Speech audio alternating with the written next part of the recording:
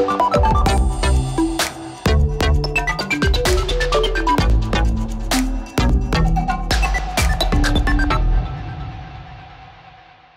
everyone, and thank you for joining me for this new edition of Business Africa. On our show today, we are following in the footsteps of African efforts to export the continent's products, and we're talking about Nigeria's growth with the economist Wilson Erumebor. But first, let's get on with the show with our top stories today. Africa, its commodities and its hopes for free trade in Paris. This happened last week in France at the International Agricultural Show. Côte d'Ivoire has chosen to embark on industrialization by processing these products in the country. Morocco, the land of entrepreneurial opportunity, a country becoming increasingly attractive to business project developers from sub-Saharan Africa. The Moroccan state has given us a lot of favors for the creation of companies of small and medium size. We don't want people to look at us as delinquents, and some people think we Africans can't do anything. Young and employed Beninese convert to organic farming and meet strong consumer demand for healthy products. Ecological and organic agriculture is not the best option for many, and there are very few farmers who invest in this sector. Even at the level of public authorities, efforts to increase this type of agriculture are lacking. Transformation of commodities exports and free trade. These were the main concerns of African exhibitors at the 60th edition of the Paris International Agricultural Show, one of the largest agricultural fairs in the world. It is held every year in the French capital for 9 days. An incomparable showcase for continental products, but also an opportunity to talk business as the continent seeks to transform its commodities and develop international markets for its products. We walked the aisles of this 2024 show. Take a look. With over 600,000 visitors, 1,000 exhibitors and at least 2,500 animals, the 60th edition of the Paris International Agricultural Show lived up to its reputation as the European meeting place for the sector. It is a lively event at times, but also a warm one which, like every year, honors several African countries. Hey, you were lucky at the African Cup of Nations, weren't you? Whoa, whoa, whoa, whoa. However, the African participants also arrived with a particular agenda for advancing the continent's trade at a time when the environment has become much more restrictive for producing raw materials. The European regulation against deforestation and forest degradation, which came into effect last June, makes imports towards Europe of 7 raw materials including cocoa, coffee, palm oil and rubber, subject to strict traceability standards to ensure that they do not come from deforested land. This is a real challenge for Côte d'Ivoire, the leading producer of cocoa, where international prices are at their highest. Consequently, these high prices encourage farmers to burn more land, destroying wooded areas. There are a certain number of constraints, and we are committed to respecting them. But to do that, we will undoubtedly have to carry out other actions, additional ones. We'll have to carry out actions that can correct or take into account the concerns of the populations. This requires resources, and we are asking our partners to help us find them. This objective was all the more apparent given that in the show's aisles, the focus was undoubtedly on the major African trade issue, the processing of commodities and the export of these processed products. Côte d'Ivoire has chosen to embark on industrialization by processing these products in the country. By processing locally, we create jobs and a middle class that will consume and enable the nation to develop. But if we take the example of cocoa, its high international price has currently a mixed impact. It adds to the costs of the processors without enriching the growers. Eulalie Afoué-Laho is a Franco-Ivorian businesswoman, herself the daughter of a cocoa farmer. The sparkling wine production uses cocoa beans, and she is concerned about the minimum price set by the regulator in Côte d'Ivoire, which follows price trends from a distance and with a certain delay. It is the cocoa planters who are in deficit. They're not benefiting from this price surge, and that's a shame because they're the beginning of the whole production process. It will be good to pay them better, to value them better, so that everyone can benefit from this craze around cocoa. For the manager of this small association which produces chocolate and imports cocoa from Cameroon, the high prices handicap her business and are also a double-edged sword for the farmers. Those who farm without fertilizers are fine. There hasn't been much change, but those who farm with fertilizers, those with large productions, are having issues because prices have gone up. I mean, the price of fertilizers that you use to grow cocoa trees. However, according to this Cameroonian exporter, this is not enough to dash African hopes of exporting more to Europe. This is a European problem. In the West, we have a lot more restrictions on trade, and that's what's holding us back. That's why we join trade fairs like this, to bring in customers and improve relations between the continents. This does not prevent producers from keeping a close watch on the Pan-African market and the opportunities offered by the Continental Free Trade Zone, the AFCFTA, such is the case for this producer of organic sheep butter specialties. Our products are not commercialized in East Africa. We recently at the AFCFTA Trade Fair, the Intercontinental Free Trade Zone, and we had the opportunity to see potential interest in our products in East Africa. Yet, the European trading fortress remains the #1 target. African exporters dream of a relaxation of sanitary standards that they consider drastic for their products and also of a genuine free trade. Free trade, something we don't have today, and the opening up of European markets 100% on all products. That's what we are asking for, and that's what we want.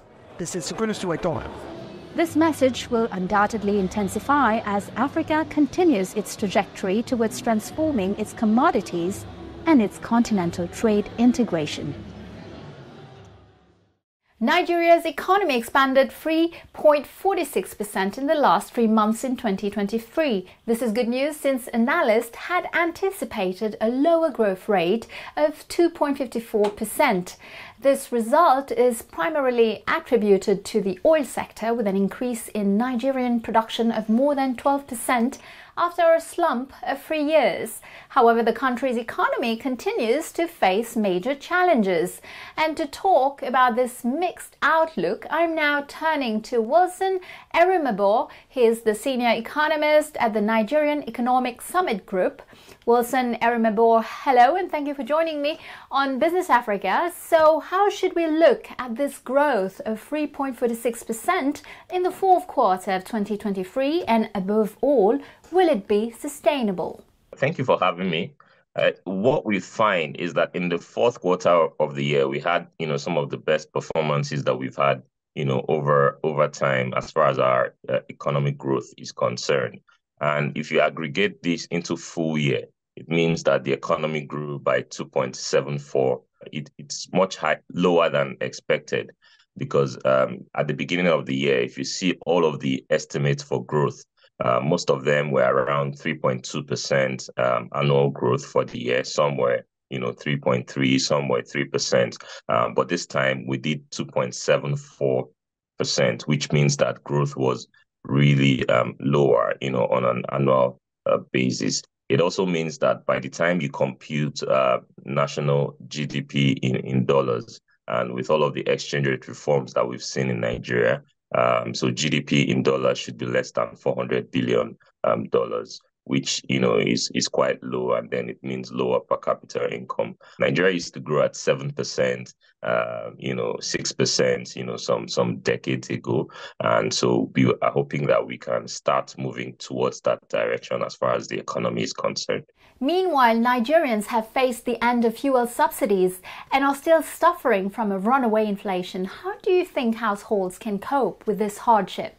So what we've seen is that inflation, as at the last figure, is currently at 29.9%, which is really one of the highest since, decades ago, even more than 2 decades ago. Same with food inflation. Food inflation is over 30%, right? The currency has depreciated significantly over the last months. If you look at unemployment figures, they're also high. So what all of this mean, is that Nigerians are, really going through hardship. Per capita income has been severely affected, and it's really low as well. And income of citizens, is not rising as much as people anticipate, because there's a lot of businesses are facing so much cost from the subsidy and foreign exchange reforms.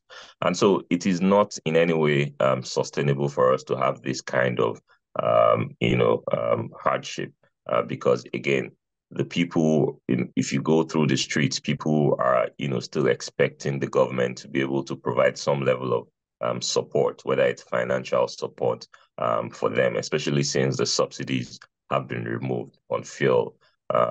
Since the subsidy was removed, so what we have is a case where government revenues have also increased. So people are expectant of their state and federal government to provide, whether it's cash support or other incentives for them to be able to, feed and do business normally.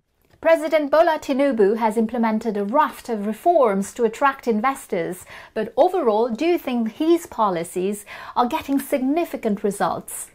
Well, part of why some of these reforms were put in the first place was to free up government resources, to ensure that when government resources are freed up, it can then be channeled into key areas of the economy. So, for instance, Nigeria was spending close to 3 trillion or even more than that on fuel subsidies, before the government came in. And so part of the issue is to remove subsidies so that government can have enough, revenue to be able to provide roads and infrastructure and other social needs. But the question then is, we're not seeing that all of these happen as much as we expect. We understand that this is just a few months into the new administration. But again, I think they need to move at a faster pace. A 28 trillion naira budget is something that, if well implemented, should be able to support the economy. So I'm talking here about either providing some support for businesses, particularly those small businesses. It could be things like tax incentives. It could be providing infrastructure, providing ease of doing business, reforms that will ensure that businesses can grow and survive the harsh environment. So those are some of the key expectations that people and businesses have of the government and from the government. And we hope that some of those or a lot of those expectations will be met. Wilson Erumebor, thank you very much. And once again, a Nigerian tops the 2024 ranking of African billionaires established by Forbes magazine. This Nigerian is the industrial magnate Aliko Dangote, who remains in the first place for the 13th consecutive year, with a fortune estimated at $13.9 billion. The number of African billionaires increased from 19 to 20, with 6 South Africans, a Tanzanian and a Zimbabwean. The Arab Maghreb Union, the UMA, is represented by 5 Egyptians, 2 Moroccans and an Algerian. It has to be noted that West Africa has 4 other billionaires, all Nigerians, but Central Africa still does not appear in the ranking.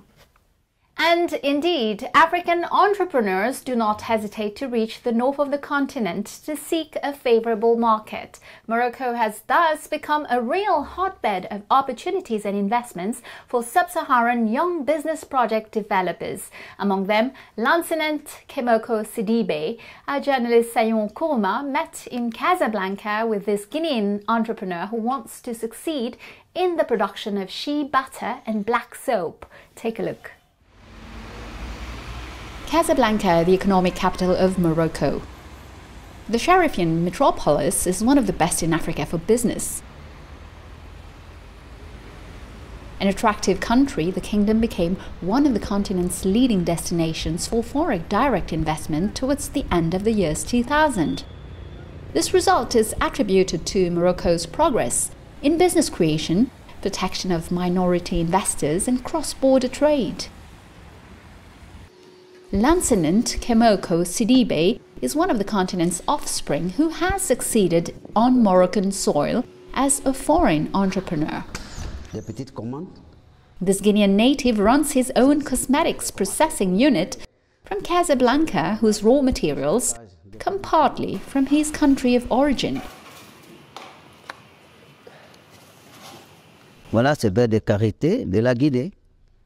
This is shea butter from Guinea, from Sigiri, Cancan. This is from Spain. This is natural coconut oil. It's mixed. It's a mix of products because you have organ oils from Morocco. All our products are based on organ oil and shea butter. Originally a simple itinerant trader in Morocco, Sidibe is now an entrepreneur who sells his product in 15 countries worldwide. The Guinean has quickly made contacts on Moroccan soil, contacts that enabled the young manager to create his company in 2012.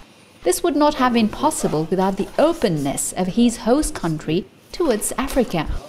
The Moroccan state has given us a lot of favors for the creation of companies of small and medium size. We don't want people to look at us as delinquents, and some people think we Africans can't do anything. So instead of going to Europe, why not set up small businesses in Morocco or our countries of origin? I encourage Guineans every time to create small businesses. With a current turnover of more than 80,000 euros, this cosmetics manufacturing business is a success. It has prompted the young manager to become actively involved in social work to help some Africans who are victims of the horrors of immigration.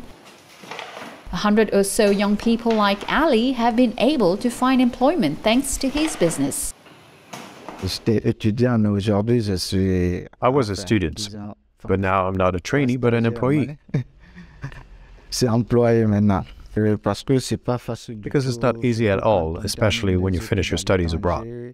There are several factors. First, how to prepare to return home or look for an experience abroad.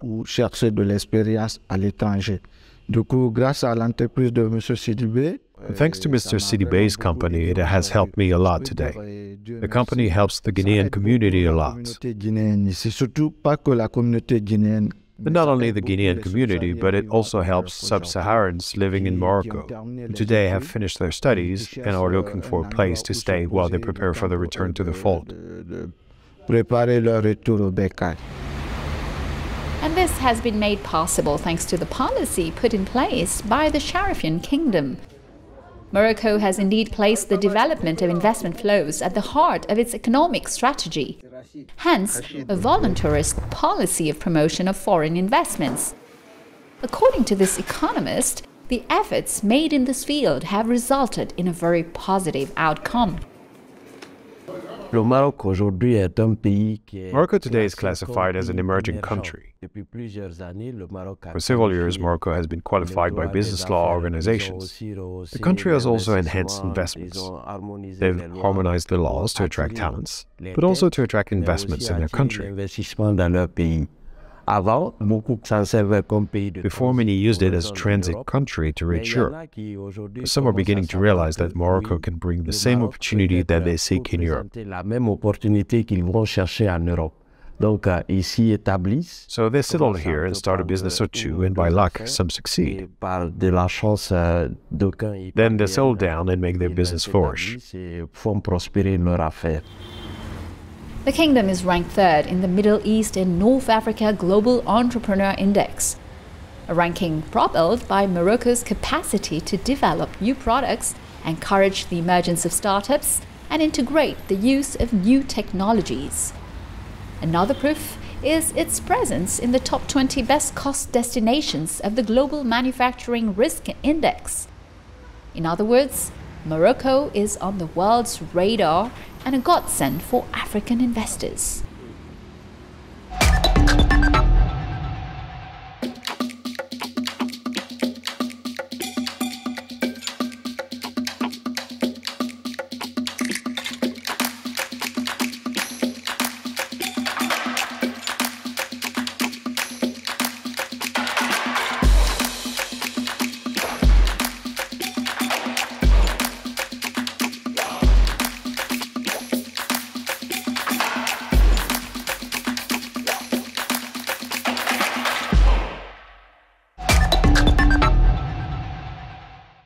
back to the second part of our show. African countries are expected to spend around $74 billion on debt servicing this year. This is an estimate from the African Development Bank, which in its latest macroeconomic report stresses the progression of this debt service, but also talks about the growing share of debt owed to private creditors.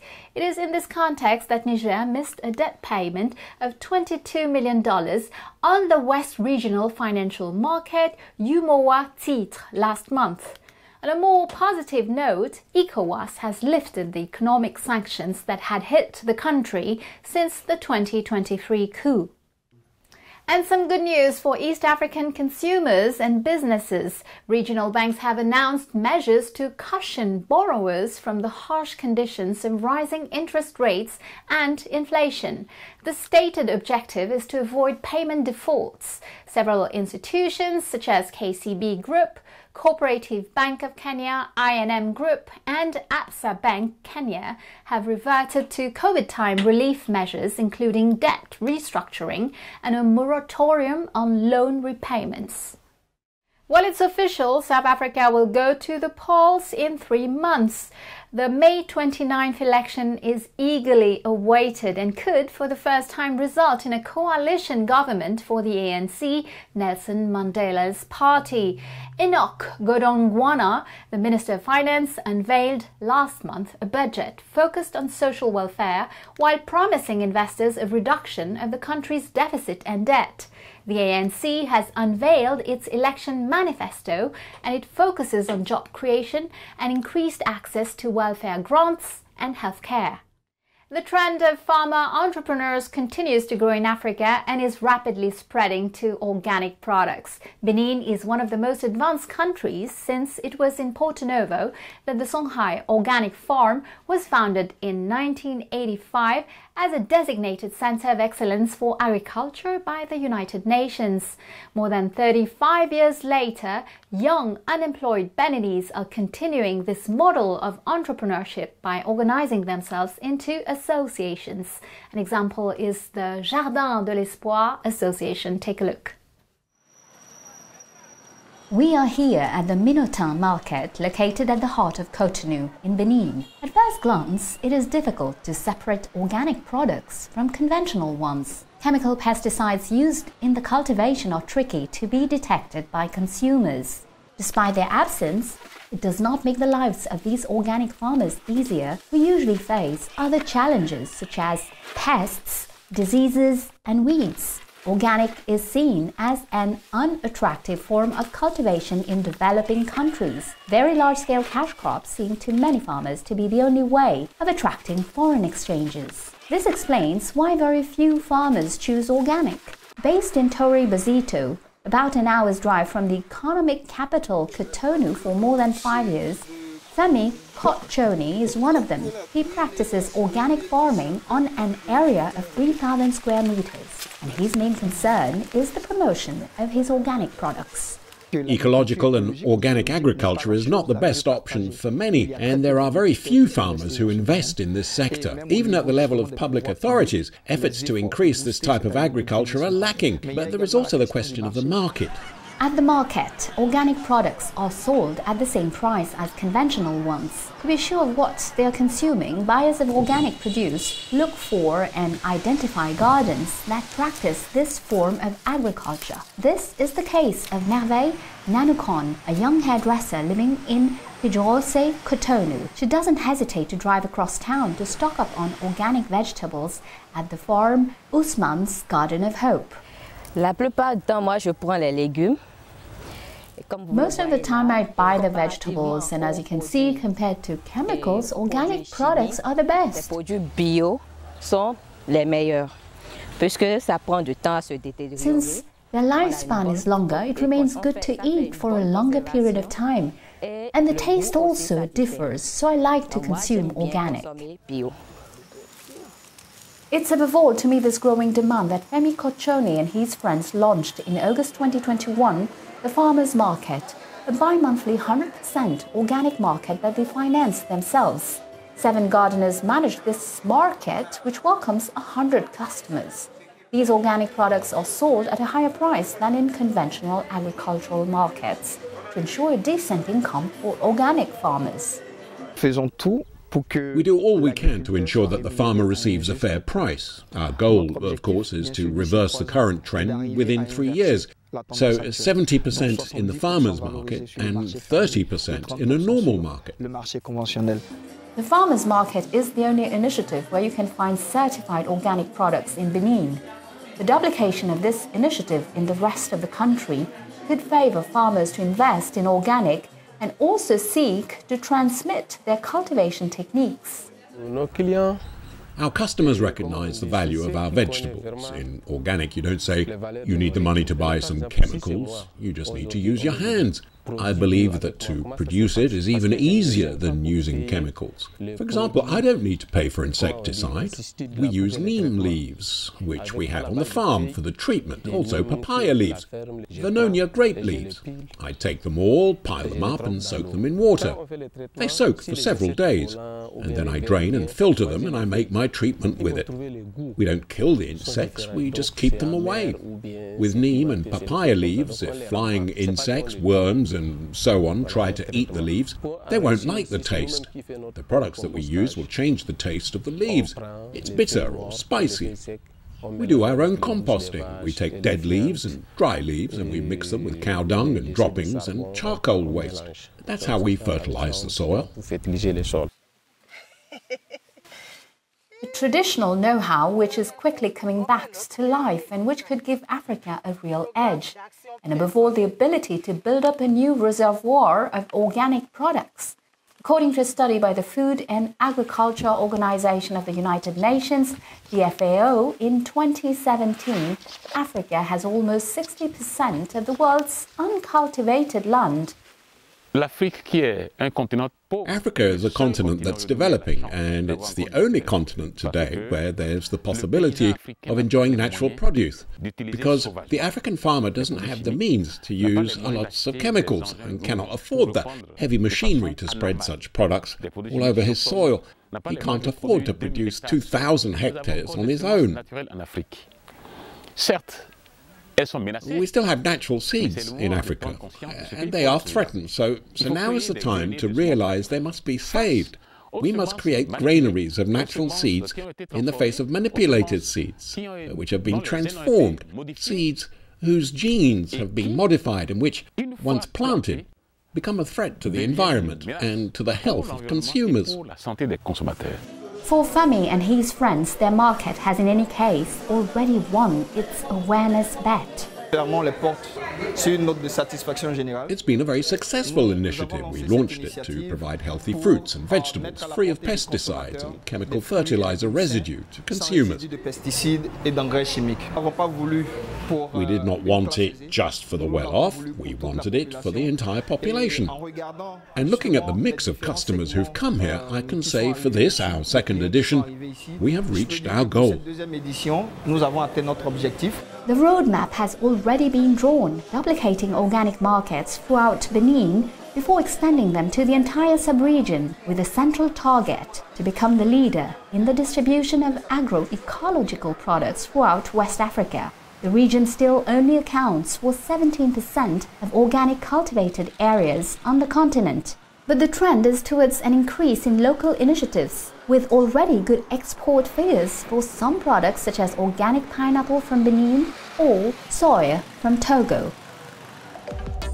Well, that's it. Business Africa is over for today. I'll see you next week, same time, same channel. For Initiative Africa, we'll host Moroccan director Asmae El Mudir.